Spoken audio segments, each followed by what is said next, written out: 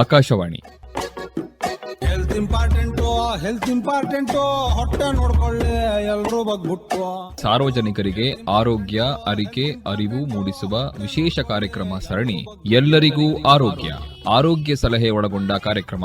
ಈ ಕಾರ್ಯಕ್ರಮ ಸರಣಿಯ ಸಹಯೋಗ ಹಾಗೂ ಪ್ರಾಯೋಜಕರು IMA ಶಿವಮೊಗ್ಗ ಶಾಖೆ. ಆರೋಗ್ಯವೇ ಭಾಗ್ಯ ಅಂತ ಕಾಯಿಲೆ ಕಸಾಲೆ ಮೂಲ ಯಾವಂದು ಹೇಳೋಕೆ ಆಗೋದಿಲ್ಲ.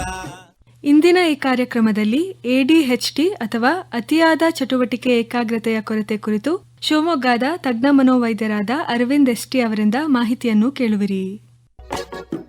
ಹೆಲ್ತ್ ಇಂಪಾರ್ಟೆಂಟು ಹೊಟ್ಟೆ ನೋಡ್ಕೊಳ್ಳಿ ಎಲ್ರೂ ಬಗ್ಬಿಟ್ಟು.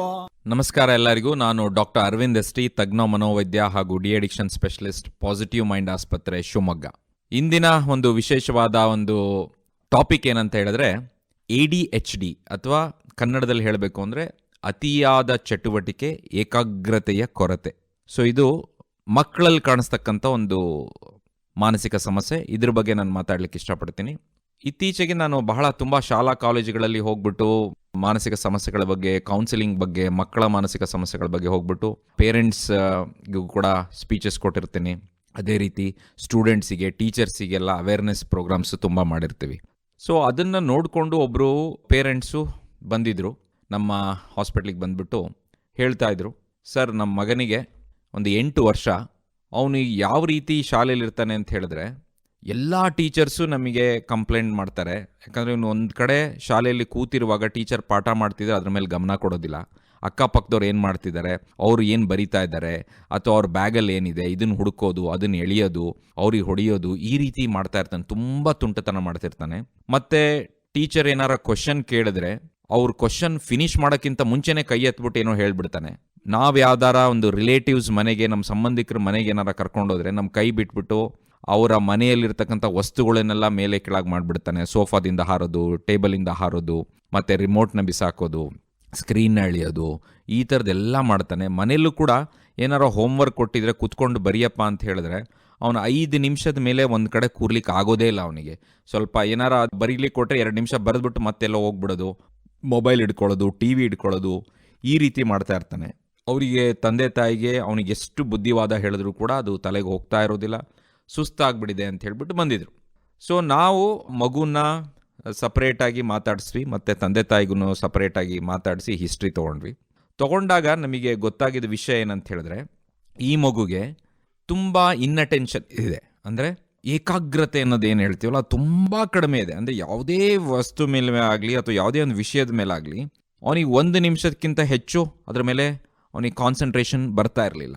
ಆದರೆ ಮೊಬೈಲ್ ಕೊಟ್ಟರೆ, ಗೇಮ್ಸ್ ಆಡ್ತಾ ಇದ್ದರೆ, TV ಮುಂದೆ ಬೇಕಾದ್ರೆ ಗಂಟೆಗಟ್ಟಲೆ ಕೂರ್ತಾರೆ. ಅದು ಪ್ಯಾಸಿವ್ ಆ್ಯಕ್ಟಿವಿಟಿ ಆಗುತ್ತೆ, ಅದಕ್ಕೋಸ್ಕರ ಕೂರ್ತಾರೆ. ಸೊ ಅವನಿಗೆ ಅವಲೋಕಿಸಿದಾಗ, ಮತ್ತು ಒಂದು ಕಾರ್ನರ್ಸ್ ರೇಟಿಂಗ್ ಸ್ಕೇಲ್ ಅಂತ ಇದೆ, ಅದನ್ನು ನಾವು ಅಪ್ಲೈ ಮಾಡಿದಾಗ ತುಂಬ ಹೈಯರ್ ಸ್ಕೋರ್ ಬರ್ತಾ ಇತ್ತು. ಹೈಯರ್ ಸ್ಕೋರ್ ಏನಕ್ಕೆ ಅಂತ ಹೇಳಿದ್ರೆ, ಒಂದು ಇನ್ನಟೆನ್ಷನ್, ಇನ್ನೊಂದು ಹೈಪರ್ ಆ್ಯಕ್ಟಿವಿಟಿ, ಇನ್ನೊಂದು ಇಂಪಲ್ಸಿವಿಟಿ, 3 ಲಕ್ಷಣಗಳು ಕಾಣಿಸ್ತಾ ಇತ್ತು. ಇನ್ನಟೆನ್ಷನ್ ಅಂದರೆ ನಾನು ಹೇಳಿದಾಗೆ ಕಾನ್ಸಂಟ್ರೇಷನ್, ಏಕಾಗ್ರತೆ ಅವರಿಗೆ ಇರೋದಿಲ್ಲ.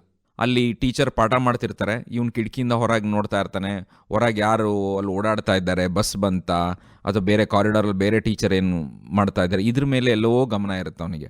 ಆ ರೀತಿ ಅದೇ ರೀತಿ ಅವನಿಗೇನೋ ಒಂದು ಇನ್ಸ್ಟ್ರಕ್ಷನ್ಸ್ ಕೊಡ್ತಾ ಇದ್ದಾರೆ, ಈಗ ಸ್ಪೋರ್ಟ್ಸ್ ಆಡುವಾಗ, ಸೊ ಇದ್ರ ಮೇಲೆ ಹೊಡೆದ್ರೆ ಔಟು, ಅಥವಾ ಇದ್ರ ಒಳಗೆ ನೀವು ಇರಬೇಕು, ಈ ಲೈನ್ ದಾಟ್ ಹೋಗೋಂಗಿಲ್ಲ, ಇದನ್ನೆಲ್ಲ ಇನ್ಸ್ಟ್ರಕ್ಷನ್ಸ್ ಕೊಡ್ತಾರೆ. ಅವ್ನ ತಲೆಗೆ ಹೋಗೋದೇ ಇಲ್ಲ, ಅವ್ನ ಪಾಡಿಗೆ ಅವನ್ನ ಮಾಡ್ತಾ ಇರ್ತಾನೆ. ಸೊ ಆ ರೀತಿ ಒಂದು ಡ್ರಿಲ್ಲಲ್ಲಿರ್ಬಹುದು, ಒಂದು PE ಕ್ಲಾಸಲ್ಲಿರ್ಬೋದು, ಅವ್ನ ಕಾನ್ಸಂಟ್ರೇಷನ್ ಇರೋದೇ ಇಲ್ಲ. ಅವ್ನಿಗೇನಂದರೆ ಎಲ್ಲ ವಸ್ತುಗಳ ಮೇಲೂ ಬ್ರೀಫ್ ಆಗಿ ಏಕಾಗ್ರತೆ. ಅಲ್ಲಿ ಪೆನ್ ಏನಕ್ಕೆ ಬಿದ್ದಿದೆ, ಇಲ್ಲಿ ವಾಸ್ ಏನಕ್ಕಿದೆ, ಇಲ್ಲಿ ಕಲರ್ ಏನಾಗಿದೆ, ಇಲ್ಲಿ ಬೆಂಚ್ ಹಿಂಗಿದೆ, ಎಲ್ಲಾದ್ರ ಬಗ್ಗೆನೂ ಕುತೂಹಲ ತುಂಬ ಇರುತ್ತೆ.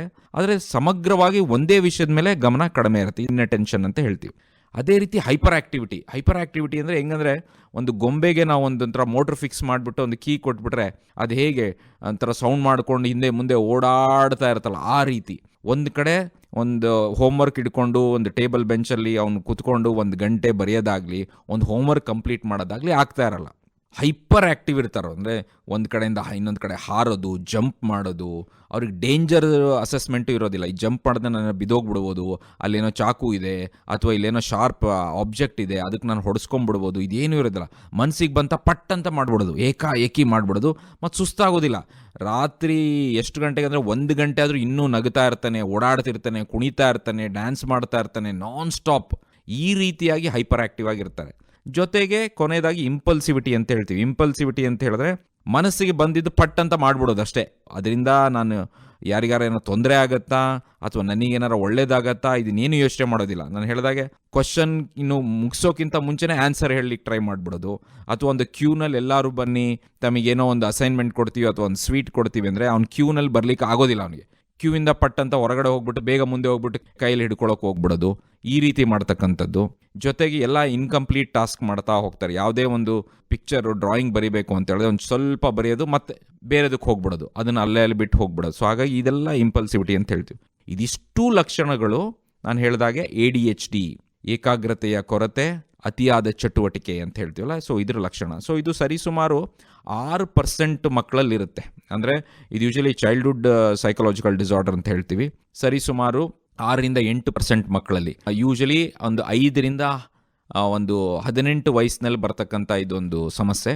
ಪಾಶ್ಚಾತ್ಯ ದೇಶಗಳಲ್ಲಿ ಜಾಸ್ತಿ ಇದೆ, ಆಲ್ಮೋಸ್ಟ್ 8-9%. ಅಮೆರಿಕಾ ಅಥವಾ ಯುರೋಪಲ್ಲಿ ಜಾಸ್ತಿ ಇದೆ. ನಮ್ಮ ಇಂಡಿಯಾದಲ್ಲಿ ಒಂದು 6-8% ಇರಬಹುದು ಅಂತ ಒಂದು ಅಂದಾಜಿದೆ. ಏನಕ್ಕೆ ಬರುತ್ತೆ ಇದು ಅಂತ ನಾವು ಹುಡ್ಕೊಂಡು ಹೋದಾಗ, ಮೆದುಳಿನಲ್ಲಿ ಒಂದು ಲೋಕಸ್ ಸೆರ್ಯುಲಸ್ ಅಂತ ಹೇಳ್ಬಿಟ್ಟು ಒಂದು ಭಾಗ ಇರುತ್ತೆ.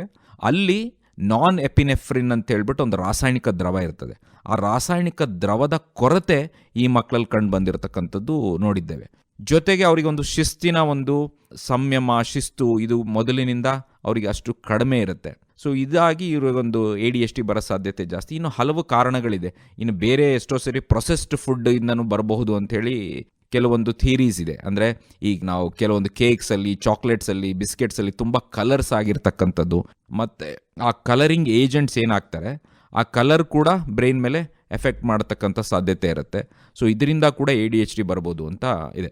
ಆದರೆ ADHD ಮಕ್ಕಳು ದಡ್ಡರ, ಅವ್ರಿಗೆ ಯಾವುದ್ರ ಮೇಲೆ ಕಾನ್ಸಂಟ್ರೇಷನ್ ಇಲ್ವಾ ಅಂತ ನಾವು ಇದು ಮಾಡಿದಾಗ, ADHD ಮಕ್ಕಳು ಯೂಶಲಿ ಇಂಟೆಲಿಜೆಂಟ್ ಇರ್ತಾರೆ, ಅವರು ಆ್ಯಕ್ಟಿವ್ ಇರ್ತಾರೆ. ಆದರೆ ಅವ್ರಿಗೆ ಒಂದು ವಿಷಯದ ಮೇಲೆ ಗಮನ ಕೊಡೋಕ್ಕೆ ಬರೋದಿಲ್ಲ. ಸೊ ಹಾಗಾಗಿ ಅವ್ರಿಗೆ ಏನಾಗುತ್ತೆ ಅಂದರೆ ಮಾರ್ಕ್ಸು ಕಡಿಮೆ ಆಗ್ತಾ ಬರ್ತಾ ಇರುತ್ತೆ. ಅವ್ರು ಇಂಟೆಲಿಜೆಂಟ್ ಇದ್ದರೂ ಕೂಡ ಮುಂಚೆ ಒಂದು 80% ತೆಗಿತಾರೆ, ಅವ್ರಿಗೆ 70-60 ಆ ರೀತಿ ಕಡಿಮೆ ಆಗ್ತಾ ಬರ್ತಾ ಇರುತ್ತೆ. Because they are unable to focus and concentrate on one particular topic. ಒಂದು ಫಾರ್ಮುಲಾ ತೊಗೊಂಡ್ಬಿಟ್ಟು ಅದನ್ನು ಅಪ್ಲೈ ಮಾಡಿ ಅದಕ್ಕೆ ಆನ್ಸರ್ ತೊಗೊಳ್ಬೇಕು ಅಂತಕ್ಕಂಥದ್ದು ಗೊತ್ತಾಗ್ತಾ ಇರಲ್ಲ, ಅಥವಾ ಒಂದು ಚಿತ್ರವನ್ನು ಬಿಡಿಸುವಾಗ ಸಂಪೂರ್ಣವಾಗಿ ಫಿನಿಶ್ ಮಾಡಬೇಕು ಅಂತ ಗೊತ್ತಾಗ್ತಾ ಇರೋದಿಲ್ಲ. ಸೊ ಇದು ಆಗ್ತಾ ಹೋಗ್ತಾ ಇರುತ್ತೆ. ಸೊ ಹಂಗಾಗಿ ಅಕಾಡೆಮಿಕ್ ಡಿಕ್ಲೈನ್ ಆಗಿರುತ್ತೆ. ಅವ್ರು IQ ಟೆಸ್ಟ್ ಮಾಡಿದ್ರೆ, ನಾವು ಬುದ್ಧಿಮಾಪನ ಟೆಸ್ಟ್ ಮಾಡಿದ್ರೆ ಮೆಜಾರಿಟಿ ADHD ಪೇಷಂಟ್ಸು ನಾರ್ಮಲ್ ಇರುತ್ತೆ.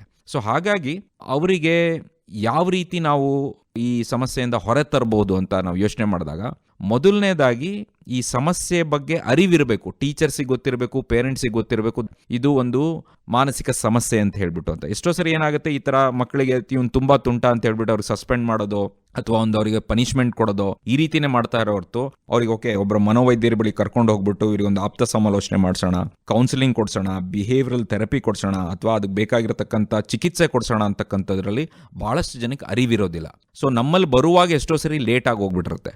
ಸೊ ಹಾಗಾಗಿ ಇದನ್ನು ಮೊದಲೇ ಐಡೆಂಟಿಫೈ ಮಾಡಿಬಿಟ್ಟು ಮನೋವೈದ್ಯರ ಬಳಿ ಬಂದಾಗ ಇದಕ್ಕೆ ಕೆಲವು ಸ್ಟಿಮ್ಯುಲೆಂಟ್ ಮೆಡಿಕೇಶನ್ಸ್ ಅಂತ ಬರುತ್ತೆ. ಮೀಥೇಲ್ ಫೆನಿಡೇಟ್ ಅಂತ ಬರುತ್ತೆ, ಅಟೊಮಾಕ್ಸಿಟಿನ್ ಅಂತ ಬರುತ್ತೆ, ಕ್ಲೋನಿಡಿನ್ ಅಂತ ಬರುತ್ತೆ.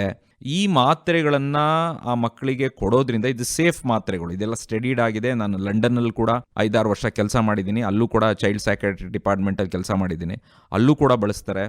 ಇಲ್ಲೂ ಭಾರತದಲ್ಲೂ ಕೂಡ ಅದು ಅಪ್ರೂವ್ಡ್ ಇರೋದ್ರಿಂದ ಆ ಮಾತ್ರೆಗಳು ಕೊಡೋದ್ರಿಂದ ಅವ್ರ ಕಾನ್ಸಂಟ್ರೇಷನ್ ಮತ್ತು ಅಟೆನ್ಷನ್ನು ಇಂಪ್ರೂವ್ ಆಗುತ್ತೆ, ಮತ್ತು ಅವರು ಅತಿಯಾದ ಚಟುವಟಿಕೆ ಕಡಿಮೆ ಆಗುತ್ತೆ.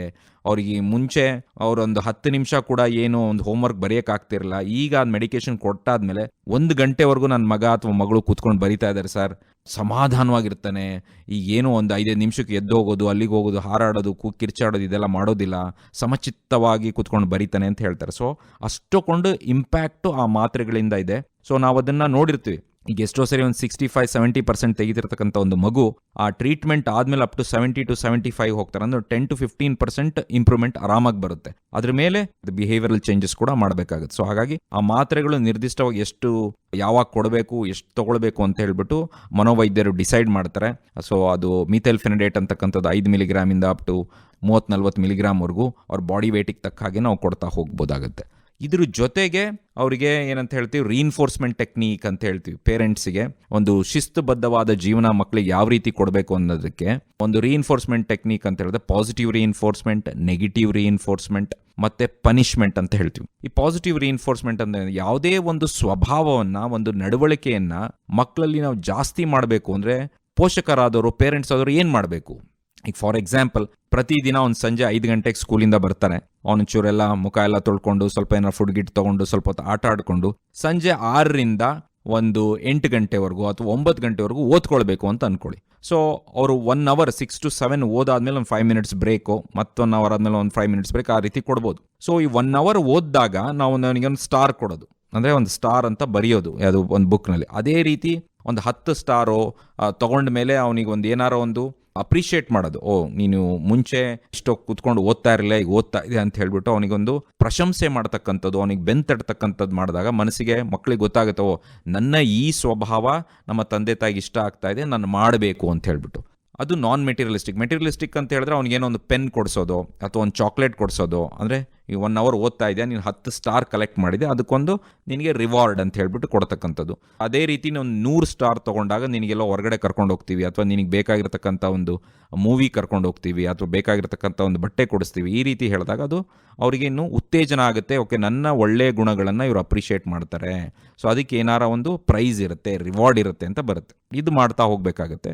ಬಟ್ ಮಾಡುವಾಗ ಇಮಿಡಿಯೇಟ್ ಆಗಿ ಮಾಡಬೇಕು. ಅವ್ನು ಇವತ್ತು ಮಾಡಿದ್ದನ್ನು ನೀವು ಇವತ್ತೇ ಅವನಿಗೆ ಪ್ರಶಂಸೆ ಮಾಡಬೇಕು, ಅದು ಬಹಳ ಮುಖ್ಯ. ಎಲ್ಲರ ಮುಂದೆ ಹೇಳಬೇಕು, ಅದು ಬಹಳ ಮುಖ್ಯ ಆಗುತ್ತೆ.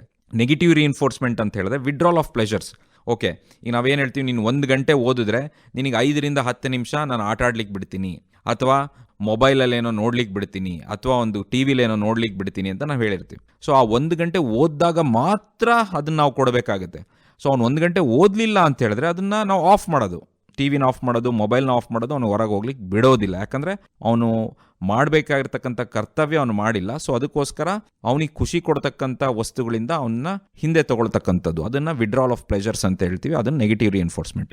ಪನಿಷ್ಮೆಂಟ್ ಅಂತಕ್ಕಂಥದ್ದು ನಾವು ಯಾವ ರೀತಿ ಬಳಸಬೇಕು ಅಂತಂದರೆ, ಅವರಿಗೆ ಒಂದು ಇದು ಮಾಡಿಲ್ಲ ಅಂದರೆ ಏನು ಅನಾನುಕೂಲಗಳಾಗುತ್ತೆ, ತೊಂದರೆಗಳೇನಾಗುತ್ತೆ, ನಾಳೆ ಟೀಚರ್ ಬೈಬೋದು ಅಥವಾ ನಿನಗೆ ಏನಾರ ಪನಿಷ್ಮೆಂಟ್ ಕೊಡ್ಬೋದು ಅನ್ನೋ ಒಂದು ಭಯವನ್ನು ಮೂಡಿಸಿ ಇಡ್ತಕ್ಕಂಥದ್ದು ಬಹಳ ಮುಖ್ಯ.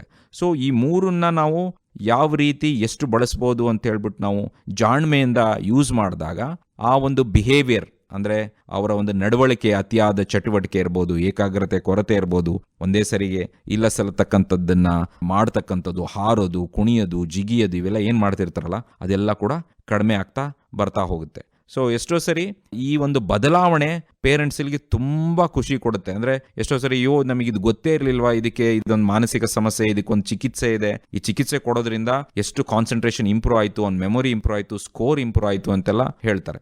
ಇದನ್ನು ತಗೊಂಡಾಗ ಅವರಿಗೆ ಆ ಬದಲಾವಣೆ ಗೊತ್ತಾದ ಮೇಲೆ, ಅಯ್ಯೋ ನಾವು 5 ವರ್ಷ ಮುಂಚೆನೇ ಬರ್ಬೋದಿತ್ತಲ್ಲ, ಇಷ್ಟು ವರ್ಷ ನಮಗೆ ಯಾರೂ ಹೇಳಲಿಲ್ವಲ್ಲ ಅಂತಾರೆ. ಸೊ ಅದಕ್ಕೋಸ್ಕರ ಆಕಾಶವಾಣಿ ಮೂಲಕ ಈ ಒಂದು ಮನೋವೈದ್ಯಕೀಯ ಸಮಸ್ಯೆಯನ್ನು ಎಲ್ಲರಿಗೂ ಸಾರ್ವಜನಿಕರಿಗೆ ಗೊತ್ತಾಗೋದ್ರಿಂದ ಅವರ ಮಕ್ಕಳಲ್ಲಿ ಈ ಥರದ್ದು ಏನಾದ್ರು ಸಮಸ್ಯೆ ಇದ್ದರೆ ಮನೋವೈದ್ಯರ ಬಳಿ ಬರಲಿಕ್ಕೆ ಹಿಂದೇಟಾಗ್ತಕ್ಕಂಥ ಅವಶ್ಯಕತೆ ಇಲ್ಲ. ಮತ್ತು ಶಿಕ್ಷಕರು ಕೂಡ ADHD ಬಗ್ಗೆ ಓದಬೇಕು, ತಿಳ್ಕೊಳ್ಬೇಕು. ಇದಕ್ಕೆ ಸೂಕ್ತವಾದ ಪರಿಹಾರ ತಗೊಂಡಾಗ ಡೆಫಿನೆಟ್ಲಿ ಈ ಸಮಸ್ಯೆಯಿಂದ ಅವರು ಹೊರಗೆ ಬರ್ಬೋದು. ಸೊ ಅನೇಕ ಮಹಾನ್ ಸಾಧಕರಿಗೂ ಕೂಡ ADHD ಅವ್ರ ಚೈಲ್ಡ್ಹುಡ್ಡಲ್ಲಿ ಇತ್ತು. ಸೊ ಅದು ADHD ಇರೋದ್ರಿಂದ ಅವ್ರ ಜೀವನ ಏನು ಹಾಳಾಗೋದಿಲ್ಲ. ಅದಕ್ಕೆ ಸರಿಯಾದ ಒಂದು ಮಾರ್ಗದರ್ಶನ, ಸರಿಯಾದ ಒಂದು ಚಿಕಿತ್ಸೆ ಕೊಡೋದ್ರಿಂದ ಅವರಲ್ಲಿ ಒಳಗಿರ್ತಕ್ಕಂಥ ಒಂದು ಇಂಟೆಲಿಜೆನ್ಸನ್ನ ಸರಿಯಾದ ಸದ್ಬಳಕೆ ಮಾಡಿಕೊಂಡು ಅವ್ರ ಜೀವನದಲ್ಲಿ ಮೇಲ್ ಬರ್ಬೋದು ಅಂತ ನಾನು ಅಂದ್ಕೊಳ್ತೀನಿ. ಸೊ ಇಷ್ಟು ಹೇಳಿ ADHD ಬಗ್ಗೆ ನನ್ನ ಮಾತುಗಳನ್ನು ಮುಗಿಸ್ತೀನಿ. ಧನ್ಯವಾದ. ಹೆಲ್ತ್ ಇಂಪಾರ್ಟೆಂಟು, ಹೊಟ್ಟೆ ನೋಡ್ಕೊಳ್ಳಿ ಎಲ್ರೂ ಬಗ್ಬಿಟ್ಟು. ಇದುವರೆಗೂ ADHD ಅಥವಾ ಅತಿಯಾದ ಚಟುವಟಿಕೆ ಏಕಾಗ್ರತೆಯ ಕೊರತೆ ಕುರಿತು ಶಿವಮೊಗ್ಗದ ತಜ್ಞ ಮನೋವೈದ್ಯರಾದ ಅರವಿಂದ್ ಎಸ್ಟಿ ಅವರಿಂದ ಮಾಹಿತಿಯನ್ನು ಕೇಳಿದಿರಿ.